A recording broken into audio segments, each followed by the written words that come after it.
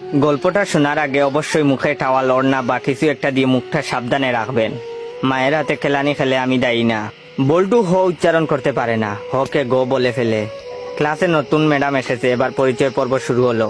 Madam বলল, high ছাত্রছাত্রীরা, আমি পাখি, এবার তোমাদের পরিচয় দাও দেখি। হাই আমি মন্টু, হাই আমি সেন্টু, এভাবে যে যার মতো পরিচয় দিল। এবার বল্টুর পালা। বল্টু বলল, গাই আমি বল্টু। ম্যাডাম বললেন, কি বললে হারামি?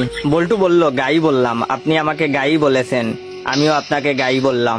ম্যাডাম বললেন, কি তোর সাহস কি করে হলো আমাকে গাই বলতে?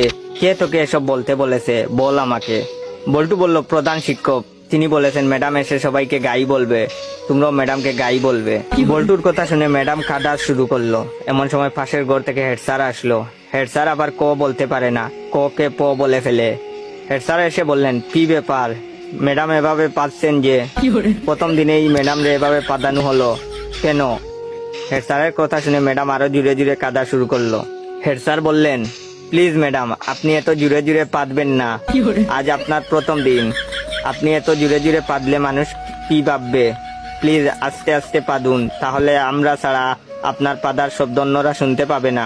হেড স্যারের কথা শুনে ম্যাডাম তো কাঁদতে কাঁদতে বেঞ্চের উপর শুয়ে পড়লো। এমন সময় টিওনো হাজির।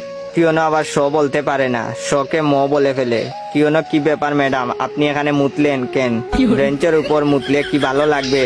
আপনার মুতার দরকার হলে আমাদের বলতে পারতেন, আমরা আপনাকে বিছানা তৈরি করে দিতাম, বিছানায় আপনি আরামে মুততে পারতেন। এমন সময় শিক্ষামন্ত্রী হাজির। শিক্ষামন্ত্রী আবার উপরের সবগুলো সমস্যা বিদ্যমান। শিক্ষামন্ত্রীকে যে যার মতো ঘটনা খুলে বলল।